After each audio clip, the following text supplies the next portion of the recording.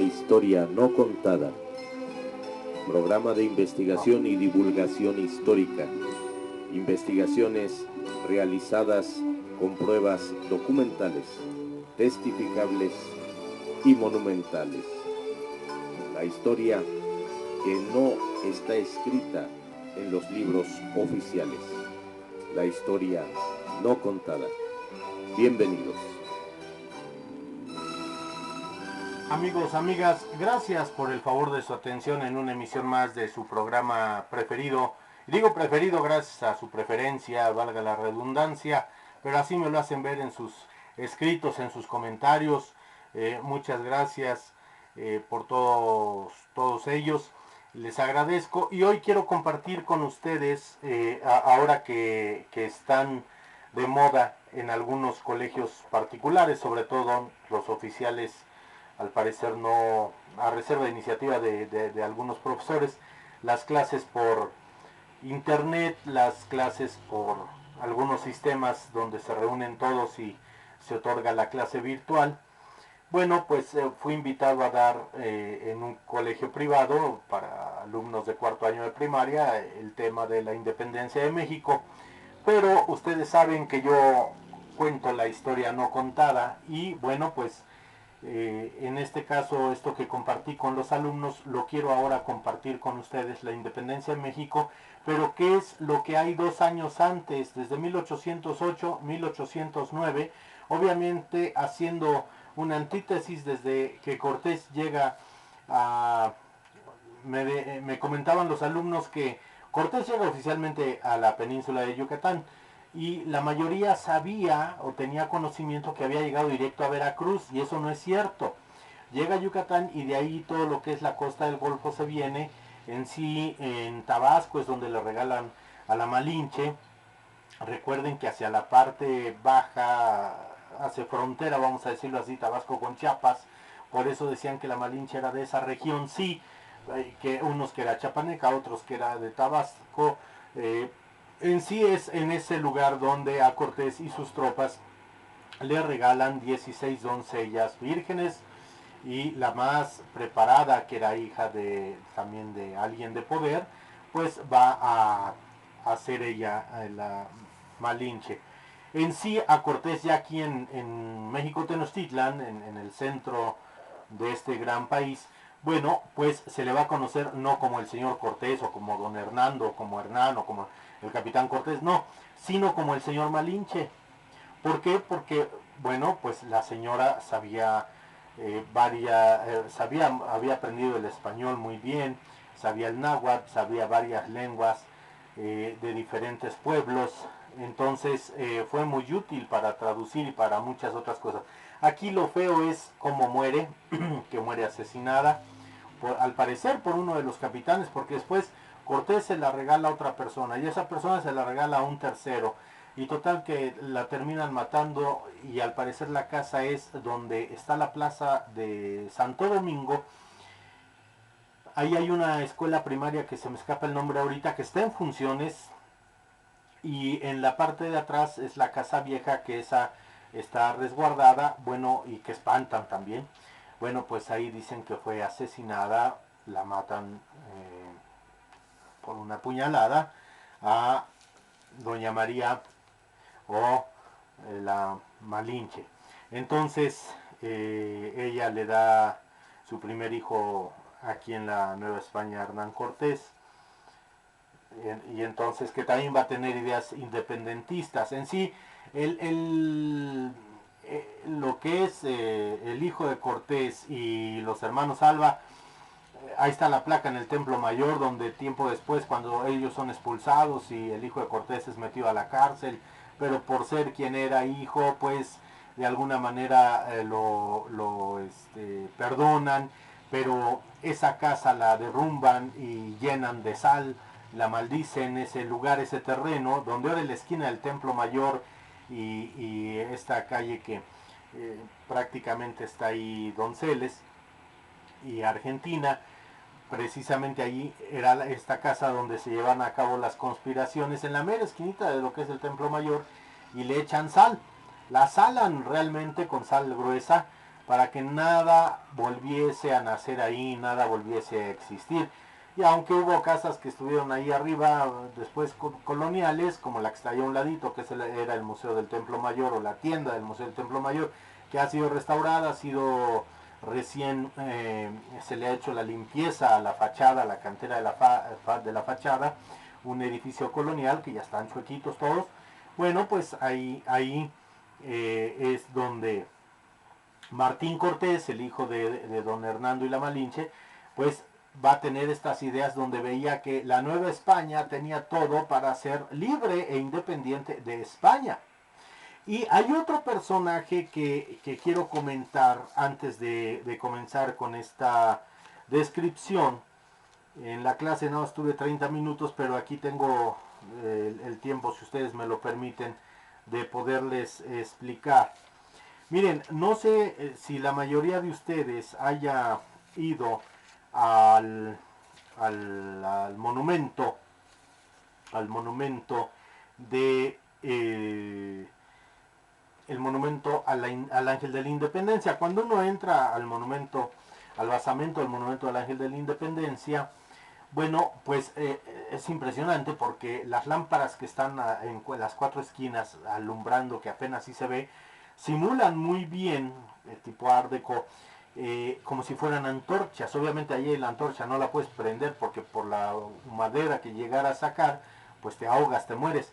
Entonces, por el humo, porque no hay mucha ventilación, en sí es un recorrido rápido, pero a la entrada hay una estatua herética, hermosa, de pie, viendo hacia el cielo, como si lo fueran a quemar porque fue preso de la Inquisición durante 200 años.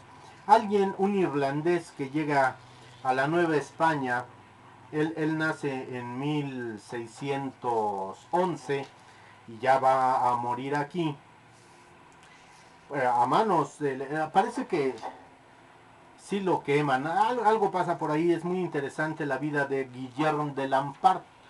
O también tenía el nombre, ahorita lo encuentro porque tengo aquí todo lo que es lo que les quiero transmitir. Bueno, este irlandés, aquí está, llega en el siglo XVII, llega este irlandés, Guillén de Lampart, o Guillén Lombardo de Guzmán, soldado, poeta y conspirador para liberar a la Nueva España. Nació en 1611 y muere en la Ciudad de México en 1659. Termina loco en una celda del Palacio de la Inquisición, donde estará encerrado por más, o durante 20 años, pero porque lo descubren de sus ideas de liberar, de conspirar en contra de, obviamente si conspiras en contra del virrey estás conspirando en contra del monarca español para liberar. Entonces imagínense, siglo XVII. Entonces Guillermo de Lampart es la persona, muchas veces ahí uno llega y les pregunta a los policías, pues no saben, por los que están ahí nada más para cuidar, y luego a veces hasta le están dando baja hasta con su refresco, pero es el que está ahí, y está ahí precisamente porque es un extranjero, así como lo fue Javier Mina, que vino de España. Javier Mina, Francisco Javier Mina era el tío, y siempre le ponen Francisco Javier Mina, eso está mal. El que muere aquí fusilado, el joven de 20 y tantos años, casi 30 años, que eran 28, es Javier Mina. Francisco Javier Mina era el tío. Bueno, entonces este irlandés viene a México, a la Nueva España, y entonces lo encierran en donde ahora es el Palacio de la Medicina, enfrente de la Plaza de Santo Domingo, ahí donde están los portales, donde están los evangelistas, donde están los escribanos, donde te hacen todo tipo de documentos, ustedes ya saben a qué me refiero, y cartas de amor. Está la iglesia, bueno, ahí donde arriba todavía se conserva el escudo de la Santa Inquisición, que Santa no tenía nada. Bueno, pues ahí él pasa en las mazmorras, pero ahí había una cosa muy interesante, de que como lo mejor era que se murieran solos, y les daban de comer 1 o 2 veces al día, si bien les iba, pues obviamente había cuanta limaña pasaban mucho frío, se deformaban sus pies si es que no contaban con zapatos, pero además con la ropa que entraban, pues no había, si no había familiares, de la par aquí no tenía familiares, pues con esa ropa se la seguían durante todo ese tiempo. Si querían bañarse, pues les daban chance de salirse a mojar cuando llovía, para de alguna manera tener una idea del aseo. Y defecaban en la misma celda, hacían sus necesidades en algún rincón. Entonces, higiene no había nada, o sea, era el despilfarro donde no hay nada de la practicidad cristiana, siendo frailes, siendo curas, los inquisidores, muy apostólicos, muy enviados con permiso papal, pero realmente ahí sí debieron haber habido los derechos humanos, que no había nada de esto. Y se cuenta la narrativa de su vida, o parte de lo que se escribe, hay muy poco sobre Guillaume de Lampart, que a veces dentro ya de su locura, porque sí pierde la razón, pues digo, con esos tratos, ¿quién no? Que cuando hacía muchísimo frío y el suelo mojado, porque tenían filtraciones de agua, acuérdense que la Ciudad de México a la fecha, si bien se inunda en ciertas partes, pues el centro era obviamente inundable cada época. Acuérdense esa inundación de 5 años que llueve de día y de noche, y 5 años está inundado el centro de la capital. Bueno, pues en una de esas inundaciones pues inundaba su celda, ¿no? Entonces, imagínense con la misma ropa. Entonces, cuando sentía frío, llegó al grado en su demencia de su propio excremento. Oigan bien lo que les voy a decir, no es invención mía, está escrito. Untarse su excremento en lo poco que les quedaba de su ropa, o ya directamente a la piel, para que una vez seco el excremento le hiciera como una capa protectora, como un barro térmico. A esas llegó Guillaume de Lampart hasta que se muere. Nada más para que vean, nada más para que vean. Yo tengo una tesis muy seria que habla de los instrumentos de la Inquisición, más que en Europa, en Roma y en España, en México. Pero qué instrumento más negativo, nefasto de la Inquisición, más que dejarte morir a tu suerte, pues que te hubieran echado a la calle y tú sabías qué hacías, ¿no? Cualquiera que te quisiera asaltar te picaba, te mataba. Y si no, pues lo hubieran quemado, no sé, alguna situación. Bueno, como está la imagen de Guillaume de Lampart en el Monumento a la Independencia, parece que lo van a quemar porque está amarrado, tiene sus manos atrás y está vestido a la usanza. Van a ver la usanza del siglo XVII, un campesino irlandés. Bueno, él es uno de los primeros, dentro de todos, de los que promueven antes de 1810 el movimiento independentista, que la Nueva España se separe de España precisamente.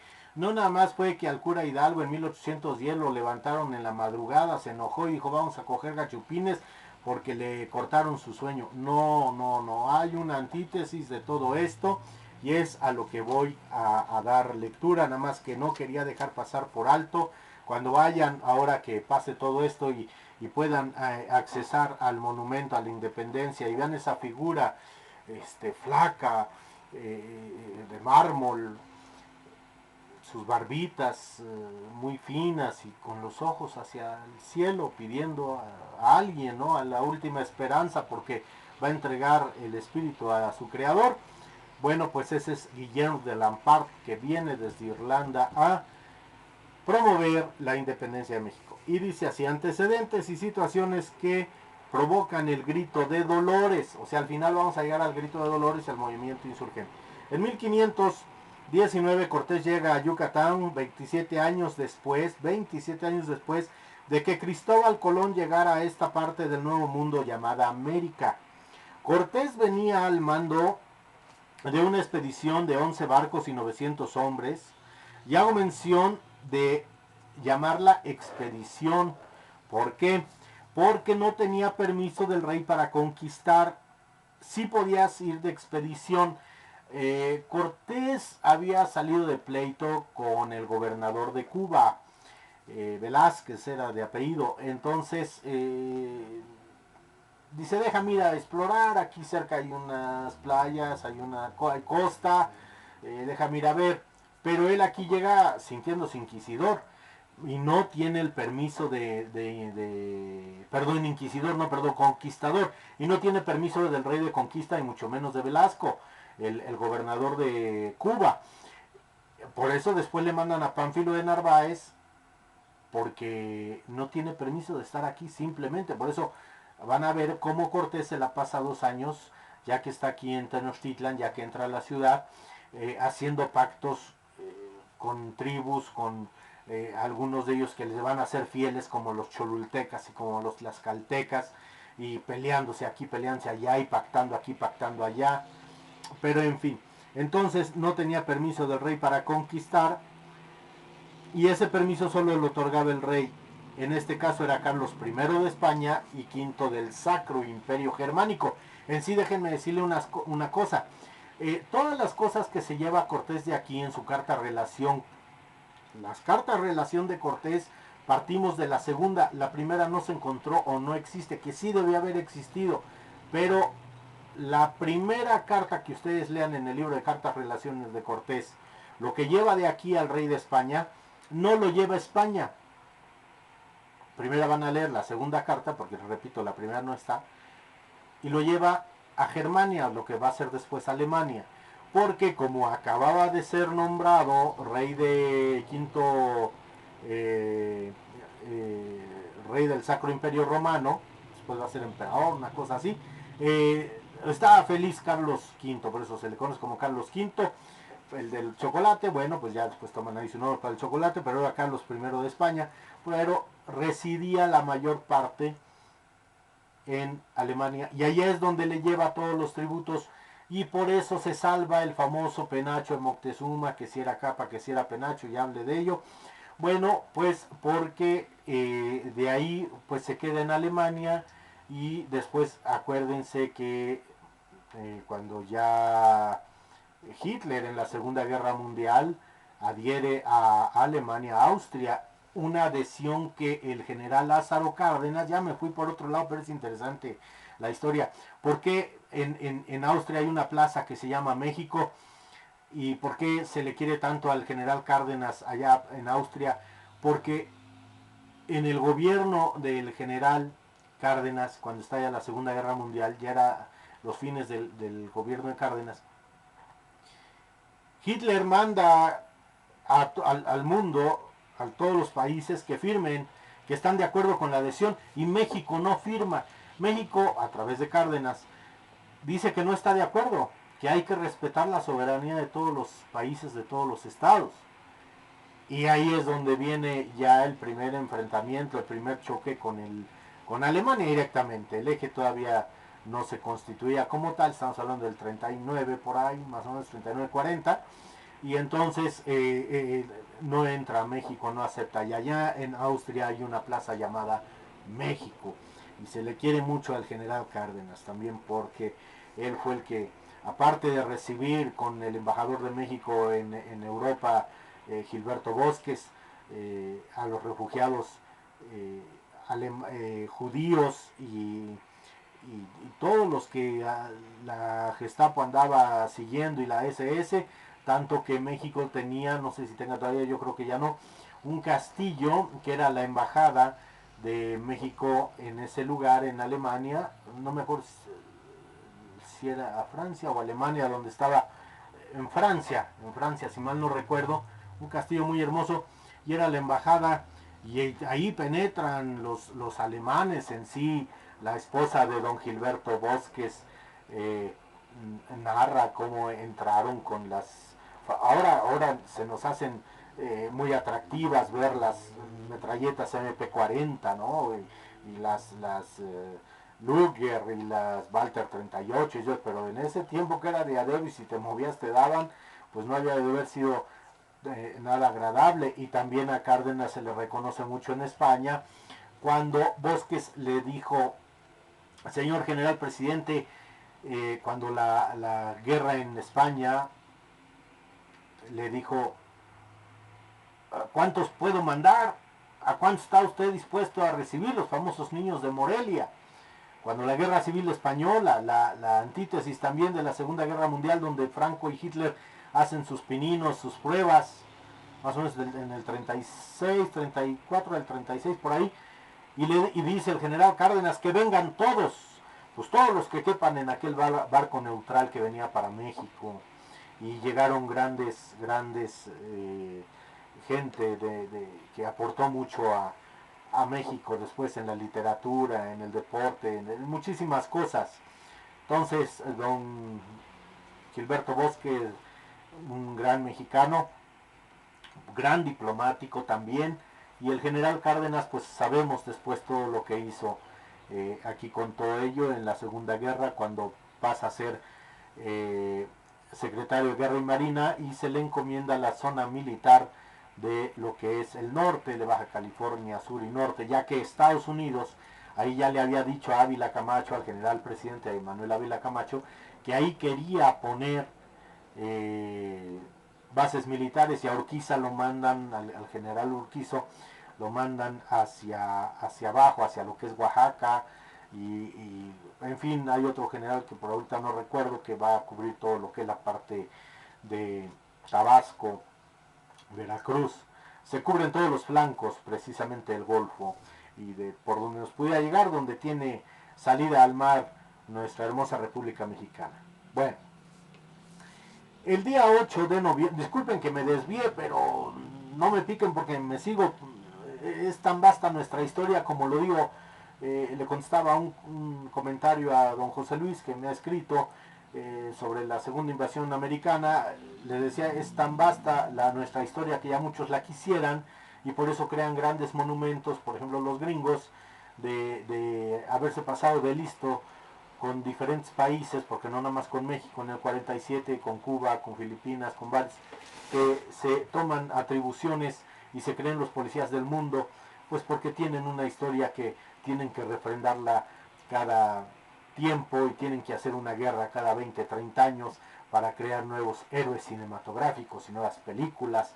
Ya así pasó con Corea, bueno, con la Segunda Guerra, con Corea, con Vietnam, y ahora tuvieron que hacer la del Golfo, y ahorita viene algo más para volver a sacar pues soldados del futuro y convencer a las nuevas juventudes que los gringos es lo mejor que hay, pero luego por eso no los son, no que no los quieran, no son aceptados en algunas o muchas partes, ¿no? Pero bueno, esa es otra historia.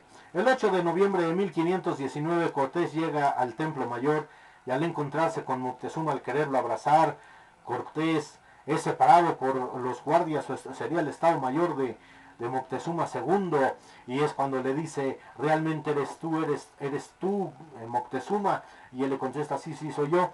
Dice, y eres tú quien te he estado esperando, pasa, he estado usurpando tu trono desde mucho tiempo, y hace este gesto con las manos, donde ahora en el Templo Mayor, ahora que se pueda, ustedes vayan y van a ver el Coachicalco, que es la plataforma redonda con cabezas de serpiente. Ahí es donde prácticamente se dice que él lo recibe, le dice pasa, y está el basamento a subir a la Gran Pirámide, donde están las dos capillas, la de Huitzilopochtli y la de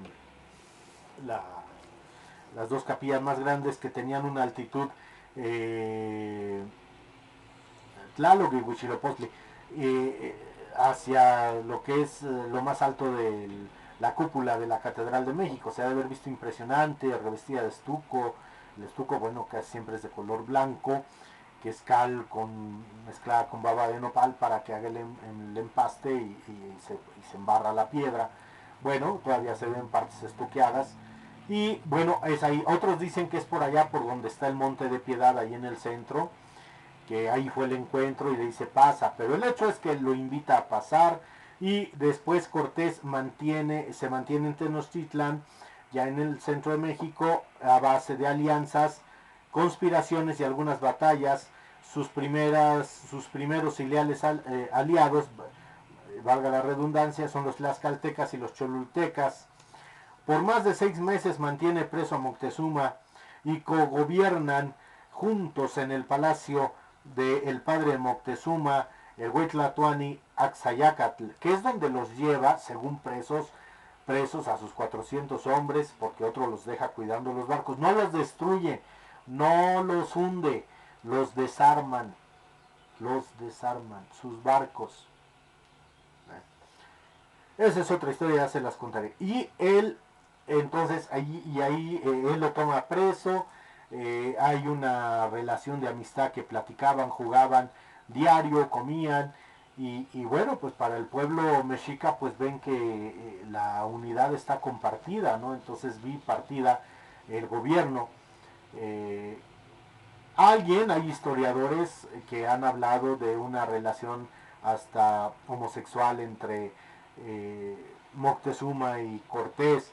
Yo no me atrevo a decirlo porque, repito, como lo dije en algún otro programa, tú puedes ser muy amigo entrañable del alma de alguien sin tener relación y sin ser homosexual, mucho menos. Pero si han atrevido a decir eso, pues bueno, luego gente que busca sus 20 minutos de gloria.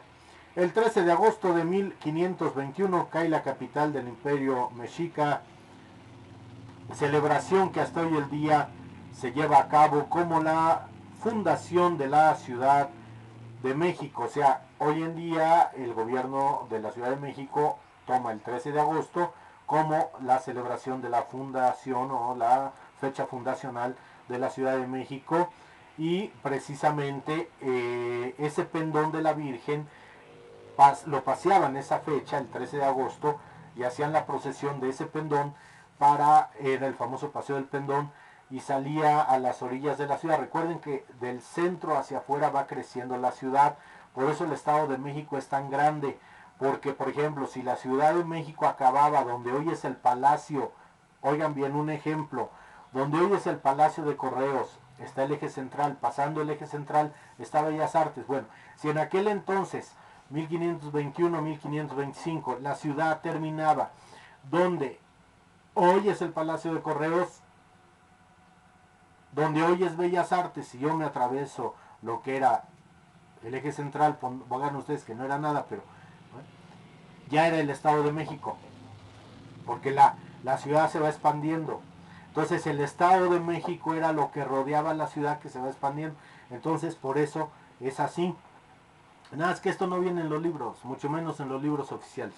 Pero bueno, aparte de esta fecha comienza la colonia española en la Nueva España, así llamada, la cual va a durar alrededor de 300 años. Otros dicen 275 años, porque quitan 15, 20, una... No, son 300, hagan bien la cuenta, hasta que se firma la independencia de México, que entonces es desde esta fecha que cae, el 13 de agosto del 21, a el 27-28 de septiembre de 1821. Váyanse a los años, 1521 a 1821 son 300 años exactos.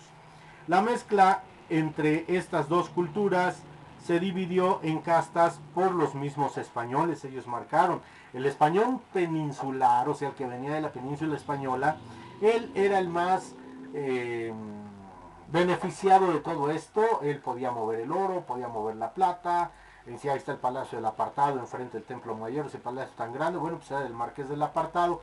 ¿Quién era el Marqués del Apartado y por qué se le llamaba así? ¿Y por qué era tan rico ese edificio? Pues porque en sus sótanos, donde se han encontrado vestigios prehispánicos, ese gran gato que ahora está ahí en la sala mexica del Museo de Antropología, de ahí salió, del sótano. Bueno, pues ahí se apartaba lo que se iba a mandar a España. Y acuérdense que México mandaba principalmente plata, oro también, a España. Hacían sus monedas con metales de aquí, y aquí mismo la Casa de Moneda de México es la más antigua de América, fundada en 1535-1536. Bueno, entonces va el Paseo del Pendón. Y luego la mezcla de estas gentes, bueno, pues ellos eran los principales, tenían los principales puestos de gobierno, de mando y en la educación y todo, a los españoles peninsulares. El criollo es el descendiente de españoles ya nacidos aquí en América, ¿verdad? Y el mestizo es la unión del español y una indígena. Ellos van a ser, estas gentes ya, los mestizos, van a trabajar como encargados en algún momento, los más abusadillos, pero los van a mandar a la minería, la agricultura, la ganadería, ¿verdad? Entonces los criollos y los mestizos, estas dos castas van a ser las más molestas con los modos de gobernar de los peninsulares. El indígena pues va a ser esclavo. Y el negro y mulato, o sea, el negro, ya su mezcla ahí van a ser mulatos, y van a ser algunos hasta marcados, como se ve en la película de la Virgen que creó una patria, película mexicana antigua, véanla si la pueden ver, está en YouTube, está completa, la Virgen que marcó una patria o que creó una patria, una cosa así, que forjó una patria, la Virgen que forjó una patria. Ahí se ve cómo marcan a los indígenas como si fueran reses en la frente, porque pertenecían a ese cacique. Entonces ellos van a trabajar en haciendas, va a ser gente de cuarta, de quinta, se va a hacer desecho humano, van a mandarlos a trabajos forzados, a minerías, los van a usar de servidumbre, eh, trabajos muy pesados, comparados hasta con las mulas. Existe entonces, pues de alguna manera terrible esta situación.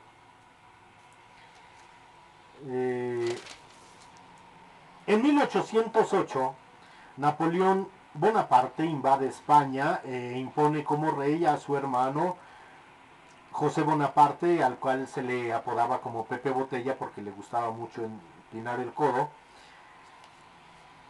quitando del trono a Fernando VII y a su padre Carlos IV, quien había abdicado a favor de su hijo.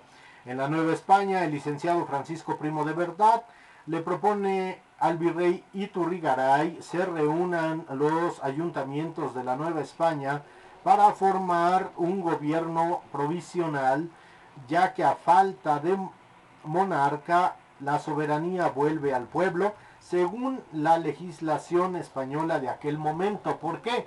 Porque aquí en la Nueva España no reconocen a los Bonaparte, los ven como trepadores, como de alguna manera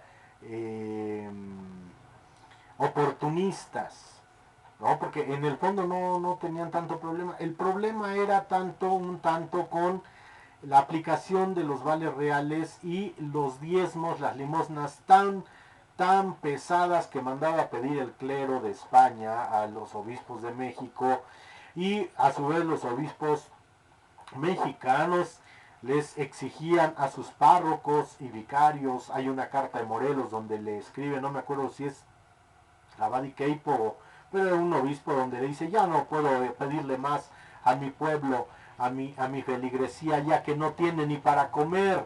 Aquí le mando un peso por mi vicario y 2 por mí, una cosa así. Pero se lo dice muy claro, ya Morelos ya allí aparece que no está de acuerdo en lo que hay que pagarles. Pero los españoles peninsulares, el 15 de septiembre de 1808, arrestan al virrey Iturrigaray y en su lugar ponen a Pedro de Garibay como virrey y encarcelan al licenciado Primo de Verdad. Lo acusan ante la Inquisición y es encerrado en los sótanos del Palacio del Arzobispado, y en menos de un mes amanece muerto. Hay una litografía donde Primo de Verdad aparece colgado a gran distancia del suelo, porque los sótanos, pues podías vivir antes en los sótanos de las casas antiguas perfectamente bien. Eran muy grandes los sótanos para que hubiera ventilación. Bueno, y aparece Primo de Verdad colgado con una argolla al cuello y sus pies sosteniéndose en los peldaños de una pequeña escalera, la cual el verdugo va quitando, va bajando, va reduciendo así los peldaños que Primo de Verdad tiene para poderse posar y no ahorcarse con la argolla que tiene aquí en el cuello. Y entonces la orden la daban los curas inquisidores, que quitaran, que la retirara más el verdugo, cada vez que le preguntaban al licenciado Primo de Verdad si aceptaba su culpa de conspirar en contra del rey de España y en contra de la independencia de la Nueva España, y él decía que no. Y él, como buen abogado, bueno, pues legalmente mostraba los derechos tales. Y bueno, pues ellos le decían, pues quítale porque no se echa para atrás, no reniega de ello, no reniega de la fe, pero pues no nos convence y no está bien lo que él está diciendo, puede alborotar a la gente, si más gente lo escucha, hasta que prácticamente queda retirada totalmente la escalera, dejando los pies de Primo de Verdad al aire, sin apoyo y sosteniendo todo el peso de su cuerpo con su cuello, el cual no aguantaría mucho tiempo y muere ahorcado por su propio peso. Hay otra versión que amanece muerto en su cama y en su cuarto, lo cual no es cierto. Bueno, ustedes saben que caído el árbol todos hacen leña. Por otra parte, también en 1808 el cura, les voy a dar el nombre completo de Hidalgo, Miguel Gregorio Antonio Ignacio Hidalgo y Costilla, Gallaga Mandarte Villaseñor y su hermano menor Manuel Mariano son víctimas de los vales reales impuestos por la corona española para pagar sus guerras en Europa. O sea, eran préstamos que dejabas como prenda bienes materiales. También hay vales reales, también hay préstamos que hace la iglesia, y es lo que Juárez hasta el 50 y tantos va a venir a la desamortización de los bienes de la iglesia, porque se lo habían cobrado, habían expropiado y eran bienes en manos muertas. Entonces, y eran casas, era ganado, a veces hasta el ganado se moría solo, se lo robaban. Pues los curas tenían tanto que ni sabían que lo que tenían realmente, ¿no? Entonces comían, vivían bien, tenían sus cosas de oro, de plata. Pueden ver en el Museo Franz Mayer, ahí toda la platería que tenían, en el Museo del Virreinato, todo lo que hay también. Pero bueno, entonces son víctimas de los vales reales. Y Manuel Mariano, el hermano menor de Hidalgo, pierde una hacienda y varios terrenos. Ahí tenía afincado su patrimonio, él está casado, tiene creo que 4 hijos, y se vuelve loco, pierde la noción y muere de ello, aparte de otros padecimientos, hasta llegar a un paro de tanta depresión, de tanta locura, de que ha perdido todo. Él vivía aquí en la Ciudad de México y va a llegar a según cuenta el parte, a un paro cardiorrespiratorio, donde este va a terminar con su vida, o sea, prácticamente se le revienta el corazón. El padre Hidalgo también pierde hacienda y otras posesiones que al paso del tiempo jamás recuperará, y era el patrimonio de su retiro y vejez. Quien también pierde una hacienda, y eran como 18,000 pesos en aquel entonces, 18,000 reales, perdón, no había el peso, los reales, es Allende. Por eso Allende le entra al movimiento de insurgencia, y por otras razones también, aunque él era capitán de los dragones de la reina, era soldado realista. La esposa e hijos de Manuel Mariano Hidalgo vivían en la capital de la Nueva España y estaban vigilados por el gobierno de aquella época.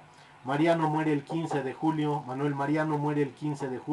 de 1808, o sea que él ya no ve la guerra de independencia. Hacia 1809 Hidalgo ya tiene reuniones con militares, políticos y gente de cierta clase y alcurnia. Eran conspiraciones, pero les llamaban tertulias. Hidalgo se entrevistaba con 4 capitanes realistas del regimiento de dragones de la reina, y ellos eran Ignacio Allende, Juan Aldama y su hermano, que no tengo noticia que su hermano haya sido soldado, pero estaba también su hermano Juan. Muere luego también en las refriegas. Mariano Abasolo, y uno de los mejores artilleros que también no le dan su crédito, de la independencia, va a ser Mariano Jiménez.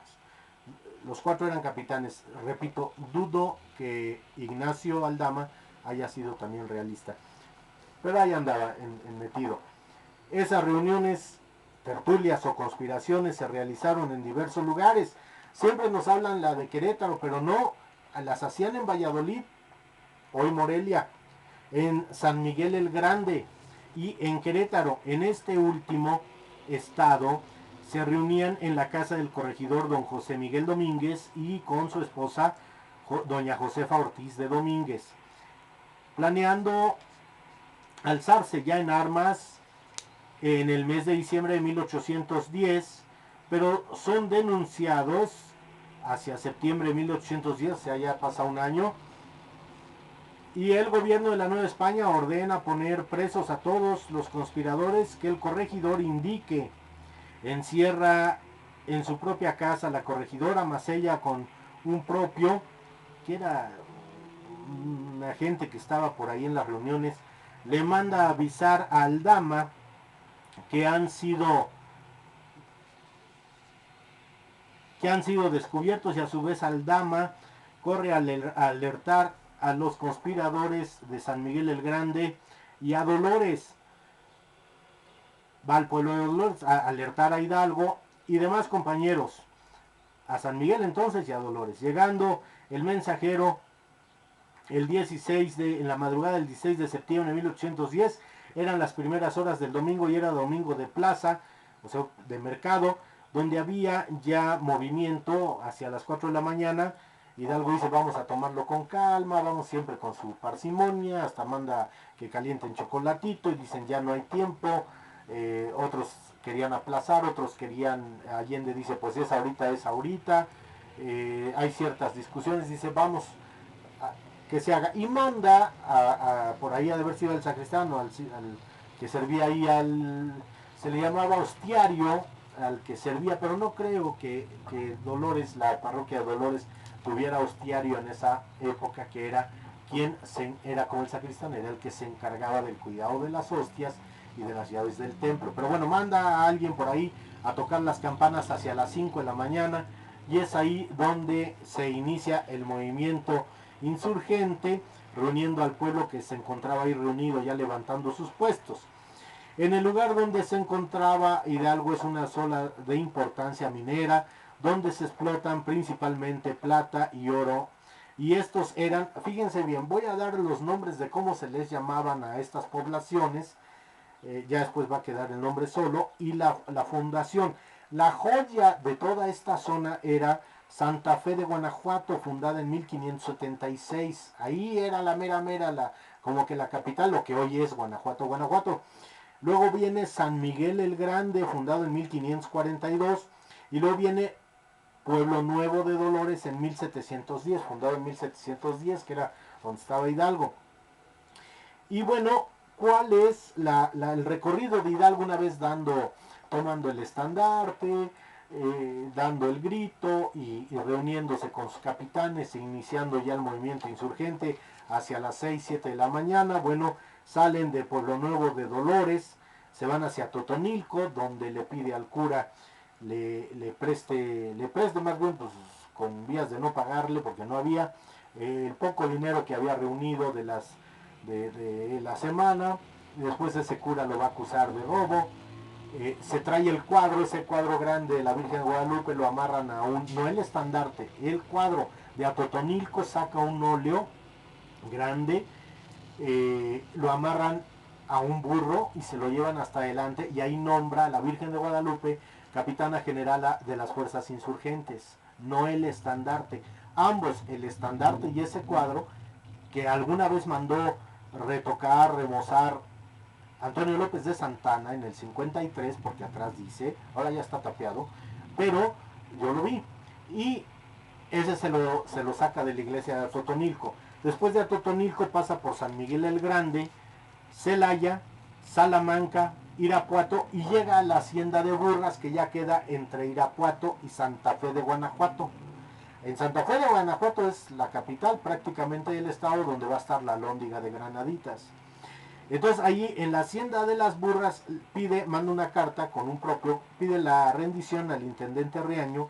Riaño le dice, tú sabes que no puedo, porque Riaño iba a las conspiraciones, bueno, a las tertulias, y se hablaba muy bien con Hidalgo y se quería mucho, se apreciaban.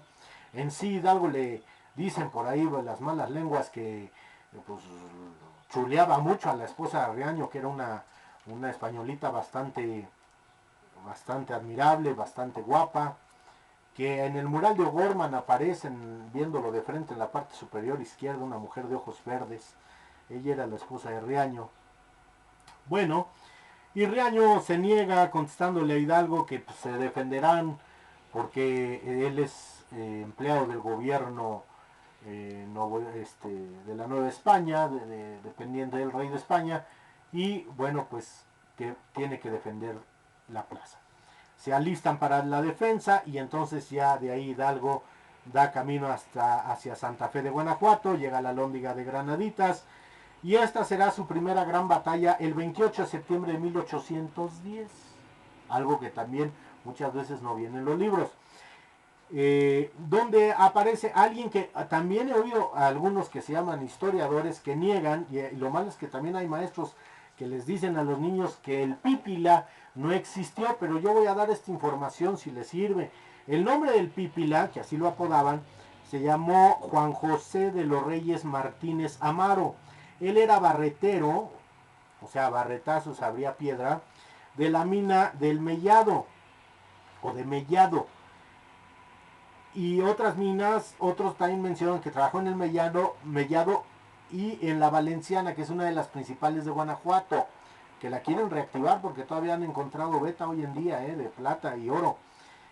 Él nace el 3 de enero de 1782 y muere el 26 de julio de 1863 a los 81 años de edad. Él era un hombre corpulento, robusto. Se menciona ya después lo que he investigado de su vida, que sí también, aparte de la independencia, pues le entra a varias etapas de movimientos de guerra en México. Bien, en este camino ya de ahí pasa por Valladolid, se entrevista Hidalgo con Agustín de Iturbide, que en ese tiempo era coronel jefe de plaza de Valladolid y Morelia. Le dice que se unan, son primos lejanos, y Iturbide le dice, sí, estoy de acuerdo en que ya la Nueva España tiene que ser independiente, pero no me gustaron tus formas, porque la matazón que hacen en la Lóndiga de Granaditas es terrible, terrible. Hombres, mujeres, niños, ancianos matan a todos y de una manera bárbara con tal de robarles ahí. Riaño ve cómo le matan a su hijo, después matan a Riaño y no sé qué pasó con la esposa, pero seguro igual y no se salvó. La única batalla, que eso tampoco viene en los libros, la única batalla que gana el ejército insurgente es la batalla del Monte de las Cruces, que se lleva a cabo si salen por Santa Fe, que es la puerta poniente de la ciudad, o de Toluca hacia la Ciudad de México. En medio está Lerma o Coyoacac y adelantito está lo que hoy se llama la Marquesa, porque era el paso de una marquesa. Y ahí, como asaltaban mucho ese lugar, ponían las cruces de los muertos porque los mataban y ahí los enterraban. Y cuando pasaba por ahí la marquesa no le gustaba ver esto y el esposo manda a llamarle el paso de la marquesa para que tuviera más respeto, pero no se deja de llamar el Monte de las Cruces por precisamente cuánto muerto hubo en esa situación. De ahí que era un lugar de nadie.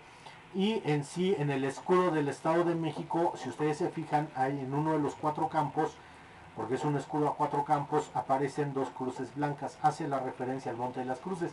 Bueno, pues ese, que hoy es un parque natural que se llama Miguel Hidalgo y Costilla, mejor conocido como La Marquesa, ahí se lleva a cabo esta batalla el 30 de octubre de 1810, donde salen victoriosos gracias a la estrategia de Allende y gracias a la sagacidad artillera de Mariano Jiménez, y es la única gran batalla.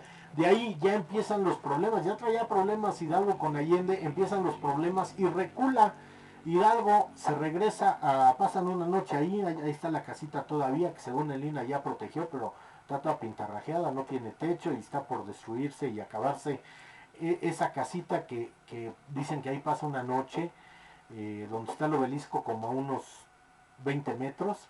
Bueno, pues ahí precisamente se regresa a Hidalgo, a Toluca, de Toluca ya se va, ya nada más recorre, ya no entra a lo que es hoy Morelia, a lo que era Valladolid, y pasa a Guadalajara. En Guadalajara él manda también una matazón, que cuando en el juicio le dicen, ¿por qué mataste a más de 300 españoles peninsulares? Él dice que se llenó de un frenesí, que quién sabe que qué le pasó, pero que se llenó de un frenesí. Y frenesí para la palabra, para esa fecha del siglo XIX, quiere decir locura. Ahora recuerden que el hermano Manuel Mariano muere de locura. Hidalgo ya también se estaba perdiendo el piso, quería que le llamaran Alteza Serenísima, todo esto. Y entonces puede ser que viniera de familia ya una situación de la psique, pero él así lo dice, me llenó un frenesí que no entendí, di esa orden, y los mataron a cuchilladas para que no se oyeran las detonaciones ni de pistola ni del mosquetón. De aquellos mosquetones que ya hice 2 programas que llegaron a México, el napoleónico y el Brambles, eso se utilizarían. Entonces alguien le ofrece armamento y refuerzos hacia el norte, hacia Chihuahua, pero que iban a pasar los de Estados Unidos, y entonces Hidalgo no ve otra más que irse hacia el norte. Van hacia el norte y entonces les digo, y ahí Allende ya quería matarlo, ¿verdad? Y después de Guadalajara viene la derrota grandísima que le hace Calleja en Puente de Calderón, y ya de ahí logran salir como pueden. Ahí prácticamente acaban el ejército insurgente. Y camino hacia el norte, en Acatita de Baján, ese lugar, ahí son aprendidos, son emboscados, son aprendidos. Ahí por defender a su padre, a Ignacio Allende, su hijo, al quererlo defender, lo matan delante de él, pierde la vida, algo que jamás le perdonó a Hidalgo. Y alguna vez les leí la carta de Allende a Hidalgo, como le dice, usted se ha burlado, pero me va a pagar, y con vida, búsquenla, está en uno de los programas. Bueno, y hasta que llegan, prácticamente son llevados a Chihuahua, donde son juzgados y van a morir fusilados, les cortan la cabeza, el 30 de julio de 1811. Menos va a ser Mariano Abasolo, que según dicen las malas lenguas de los archivos del ejército y algunos historiadores del ejército que he platicado con ellos, que Abasolo soltó la sopa, como quien dicen, y por eso lo llevan a España, que él anunció, o para salvar la vida, denuncia los movimientos insurgentes. Habría que hacer una investigación muy grande sobre Mariano Abasolo, pero él no muere con ellos. Si, a él se lo llevan a España. O sea, él sí entra a la Ciudad de México, y de la Ciudad de México Veracruz, Veracruz España. Es el que no muere con ellos. Y ahí va a morir. Ahora, los personajes importantes prácticamente, y me disculpan si se me escapa alguno, pero hubo muchísimos héroes olvidados, que dura esta guerra 11 años, 11 días, que dura el movimiento insurgente. Bueno, pues lo preceden a Hidalgo José María Teclo Morelos Pavón y Pérez, Mariano Matamoros, los hermanos Galeana, los hermanos Bravo, que uno de ellos también va a morir muy joven, quien va a continuar y quien va a ser jefe de la plaza en el 47 con el director del Colegio Militar, Mariano Montero, pues va a ser Nicolás Bravo. Todos estos, Guadalupe Victoria, los Galeana, Bravo, Vicente Guerrero, Narciso Mendoza, el niño artillero en el sitio de Cuautla, por supuesto, los hermanos Ramos Arizpe, también por ahí, después eran curas los dos, y si no por lo menos uno de ellos. Todos ellos, estas gentes que he mencionado, se hacen a las huestes militares de Morelos. López Rayón, que bueno, tiene también Juana Álvarez, que también va a tener su colita que le pisen y lo llaman héroe, en fin. Y para mí, quien tiene más mérito de las tantas mujeres sacrificadas de la independencia, tiene más mérito que la corregidora, porque pierde a sus hijos, se le mueren de hambre y se refugian en unas cuevas para que no los maten, porque traían al ejército realista detrás de ellos, va a ser Leona Vicario. Y ha sido una mujer que ha sido muy olvidada de la historia, no se le ha dado lugar como corresponde, hay que leer su vida, búsquenla, una buena bibliografía, se la recomiendo, de Leona Vicario, para que vean qué sufrimiento, mucho mayor que el de la corregidora. Bueno, y vamos a llegar con Vicente Guerrero, que era el único insurgente que andaba ahí por el sur, y con el ya coronel Agustín de Iturbide, quien gracias a su plan de Iguala se concluye la guerra de independencia, se crea la bandera del ejército trigarante el 24 de febrero de 1821, y la va a realizar el sastre José Magdaleno Campo, quien posteriormente va a ser familiar, va a resultar familiar de don Melchor Ocampo, que va a ser uno de los grandes del gabinete de Benito Juárez. Bueno, y entonces el coronel Iturbide, por fechas, bueno, se acerca a su cumpleaños, que él era del 27 de septiembre, y esa fecha va a entrar con el ejército trigarante a la Ciudad de México, pero como ya había pactado con Guerrero, esto tampoco lo dicen los libros, Guerrero era muy obediente y le dice, van a entrar todos los militares, en sí quien entra de civil muy elegante es el coronel Iturbide, y le dice al general Guerrero, mi general, le encargo una encomienda muy especial, y pensando Guerrero que va a entrar junto con Iturbide, le dice, sí, usted disponga, dice, yo le voy a pedir que usted cuide la retaguardia, por si acaso usted es bueno para retener un ataque por retaguardia, si hubiera algún resto, algún vestigio realista.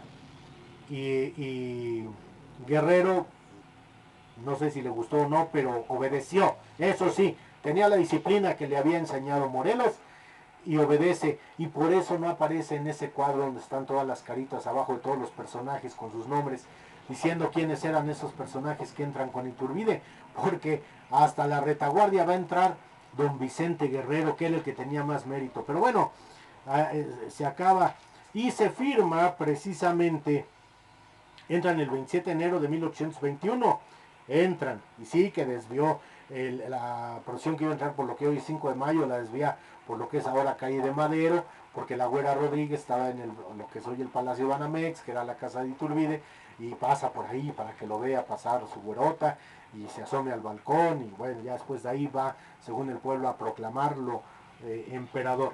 Pero bueno, y se firma el acta de independencia de México el 28, o sea, al día siguiente, el 28 de septiembre de 1821, ante la Suprema Junta Nacional Gubernativa en el Palacio Nacional. Así es que se me hace muy interesante esta información, que no pude darla toda en la clase que me invitaron a impartir en este colegio privado a niños de cuarto año, yo con mucho gusto,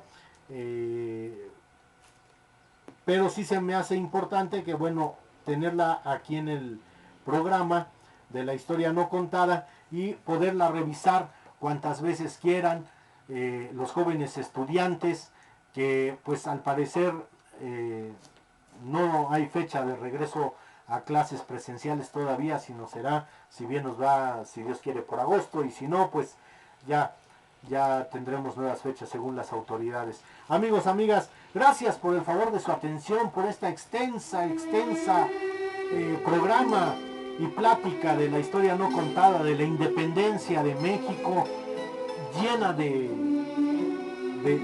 documentos alternos, pero ya saben que así soy yo, me encanta todo esto y estoy para sus órdenes. Gracias, pásenla bien, cuídense mucho en compañía de su familia y nos vemos hasta la próxima.